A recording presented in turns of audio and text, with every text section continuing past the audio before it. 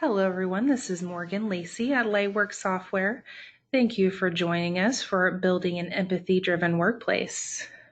To get us started today on our agenda, we're going to talk about the different types of empathy, what empathy looks like in the workplace, what a lack of empathy looks like, what empathy looks like in the performance management process, and what empathetic leadership looks like.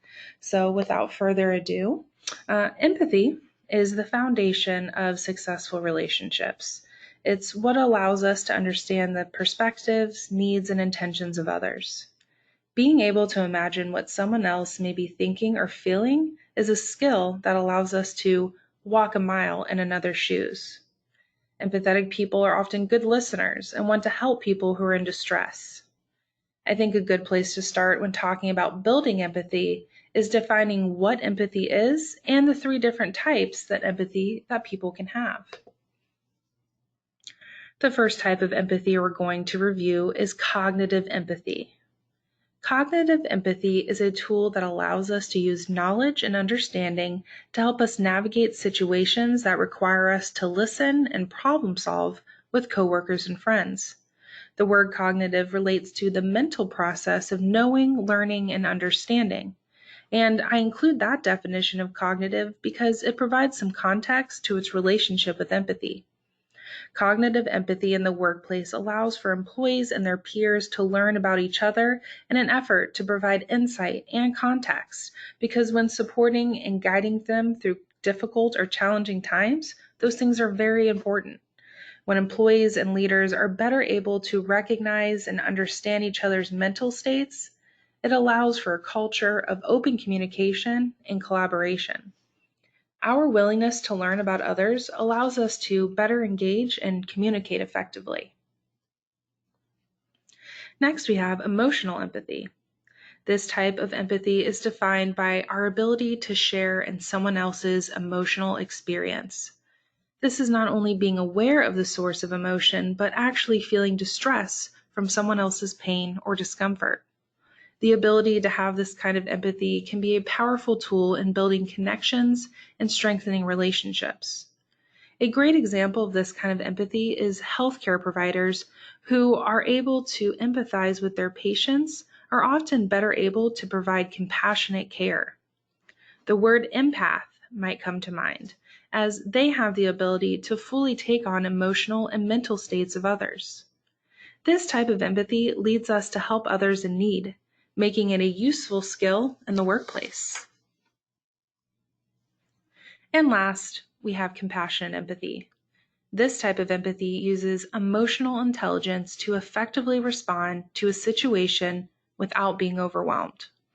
Emotional intelligence balanced with empathy allows us to compassionately acknowledge and validate others' emotions while also helping them regulate their own emotions. We are better able to provide support without an overlap of our own emotions because we are aimed on connecting and understanding those in need. This type of empathy allows us to not only support others emotionally, but also encourages us to take action.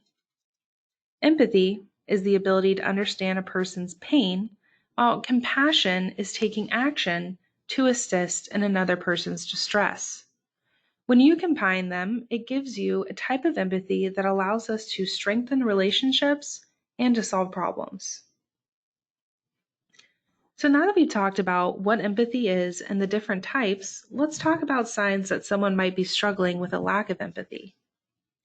A lack of empathy in the workplace can lead to tension and conflict. So it's important to be able to identify these things in employees when considering them for things like leadership roles. Struggling to maintain personal and professional relationships can be a sign of lack of empathy.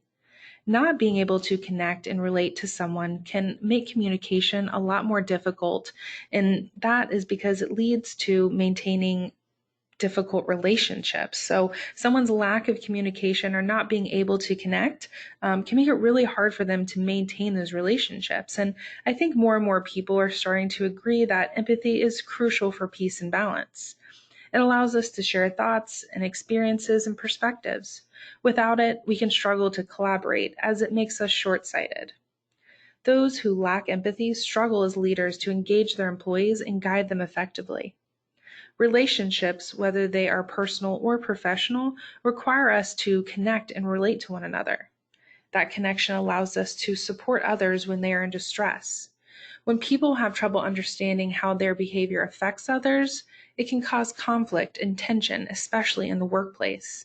So, our ability to see things from other people's perspectives, but then also being able to be accountable and notice our own behavior is a huge part of empathy and is a huge part of how it can affect us in the workplace. So, let's talk about what can cause a lack of empathy. Our egos move us to act on our own self-interest, but more specifically, it comes down to perceiving the world and interpreting events from our own personal vantage point. Our ego is the part of our mind that balances reality with desire. A healthy ego is crucial for a happy and balanced life, but if we don't keep it in check, it can lead to self-centered behavior, like not valuing other people's time. I'm sure that everyone here has worked with someone who just does not seem to worry about anyone else's agenda but their own. But our ability to slow down and give someone the time and consideration they deserve is what I think is one of the most important things that you can do for any dynamic. When we stop others from expressing their ideas by dominating conversation and pushing our own agenda, it can only damage relationships. But in a work environment, it can also impact morale. Our ego makes us reactive and defensive to things that question our authority or our entitlement. It's important to keep our egos in check in the workplace in an effort to be more mindful of our reactions and our agendas. When we are able to bring focus to the bigger picture instead of just ourselves, it allows us to be better team members and leaders because we're willing to learn about the thoughts and perspectives of others. A big part of keeping your ego in check is being self-aware. Being self-aware means recognizing how you react to different situations and how you relate and respond to others. Being able to identify these things in yourself can allow you to better empathize and help others both personally and professionally. So how do we build empathy? There are a few different ways that you can help build empathy in the workplace. Building empathy does require a conscious effort to step outside of oneself and try to view the world from someone else's perspective, which, while I admit, is not always easy. But a great first step is awareness. Things like training and education courses are a great way to formally introduce empathy in the workplace. This sets aside time to get employees thinking about what empathy in the workplace means and how they can be accountable for their own words and actions when working and problem solving with others. Things like leadership and work sensitivity training courses are available from several different providers online and can help employees work on things like their active listening skills, reading others' body language, and communicating with compassion. Active listening is a huge part of empathy as it allows others to share their thoughts and feelings with you. It's important to try to fully engage with what others are saying without interrupting or judging, while also paying attention to their body language and tone of voice to better understand their emotions.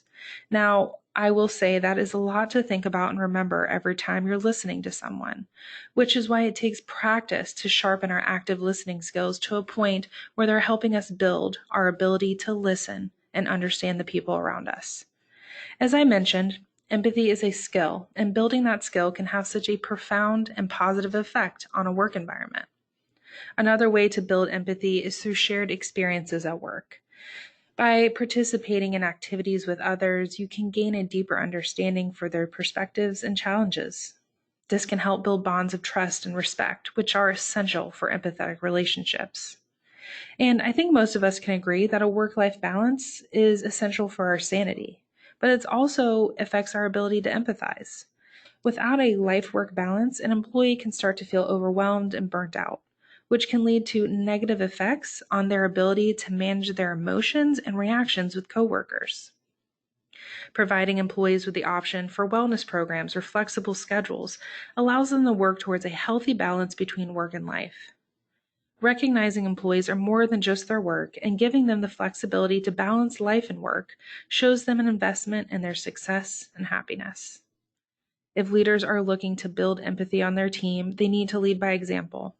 Show your employees that they are more than just a number. Try to understand them and relate to them. This helps build a team of people who are motivated to collaborate and communicate.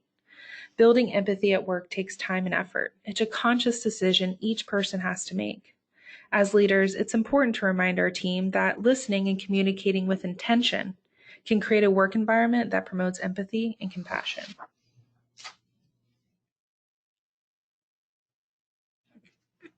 So now that we've talked about empathy in the workplace, let's talk about the effect that it can have on an employee's performance. As leaders, when we show an employee an effort to relate and understand them, it gives them a sense of belonging. I don't know about everyone here, but a manager that works to understand you is very motivating. It can allow employees to more easily engage in their work and their tasks and can help boost creativity and collaboration. Don't ever underestimate what showing empathy to an employee can do when they're in moments of distress. Everyone is human and makes mistakes. Allowing employees a place to safely try new things and have someone who's there to help them problem solve and support them can fuel teamwork and creativity. If you want to help employees engage in their own work, then showing them that they're with a company and with a leader who wants to understand them and is open to listening to their ideas and their perspectives can give employees the confidence that they need to push themselves professionally. Without empathy and compassion, teams of people can struggle to collaborate and communicate effectively. More and more people are talking about the effect that empathy has on someone's ability to lead others. As I mentioned, a leader's willingness to learn and understand how their employees think and feel can help create a culture of motivated and engaged employees. Empathetic leaders are skilled at putting themselves in other people's shoes, and they use this understanding to guide their decision-making process.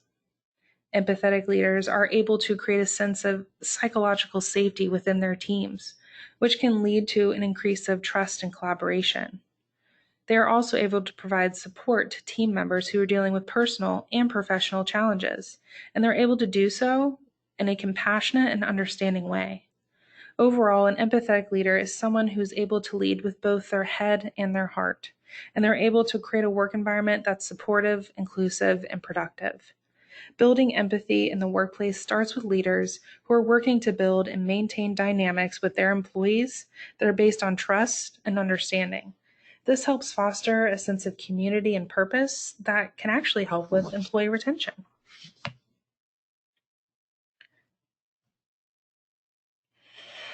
All right, as we start getting wrapped up today, I want to talk about some of the insights that you can find out about empathy on the internet. So I want to share some of those with you.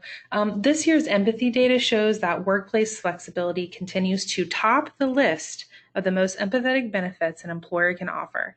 96% of employees say flexibility working hours is the most empathetic benefit an employer can offer. So I think that number probably speaks for itself, and I think most people can probably relate to that, the work-life balance and what that means for everybody and what that means for your day-to-day. So the ability for employees to have flexibility, as you can see, is topping the list of what it means to be empathetic in the workplace. And I think those numbers are very heavy and definitely speak for themselves. And if you're someone that's worked somewhere that wasn't empathetic or wasn't very flexible, you can probably definitely relate.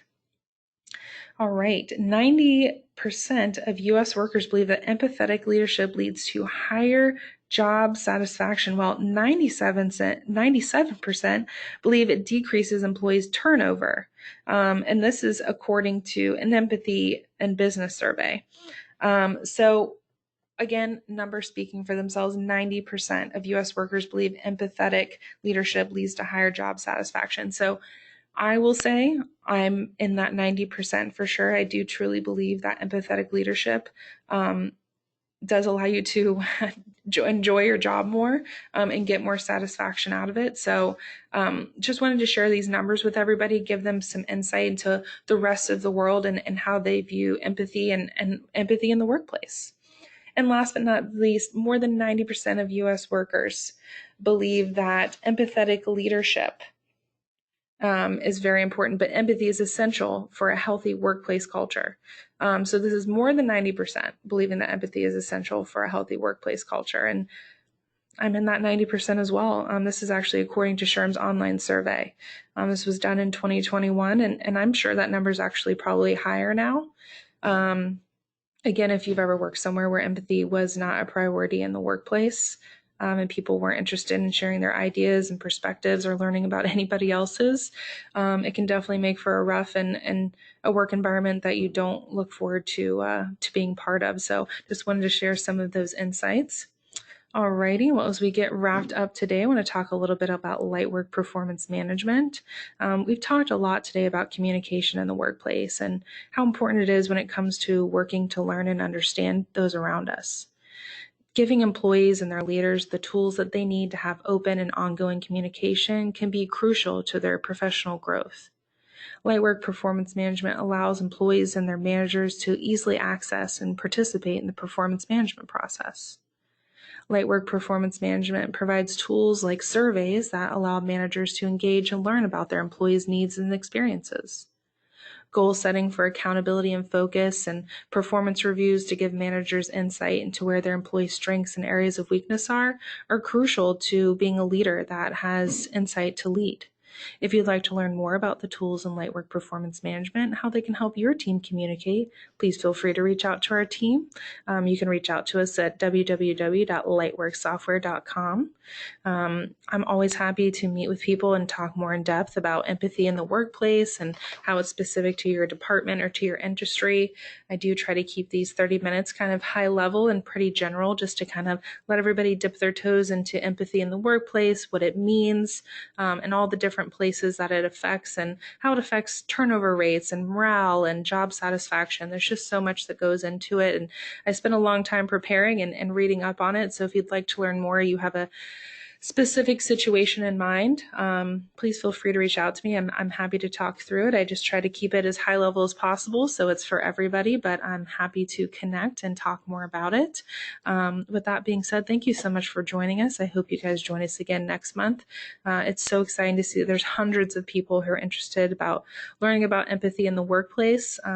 Follow us on social media. Follow me on LinkedIn. I try to share a lot of content about communication and leadership, and you can find all of our webinar invites there as well. If you want to know more about our integrations, I'm happy to talk about those. And please join us again next month. We really enjoy having everybody here. We hope you enjoyed our presentation, and I hope you guys have a great rest of your week. Thank you.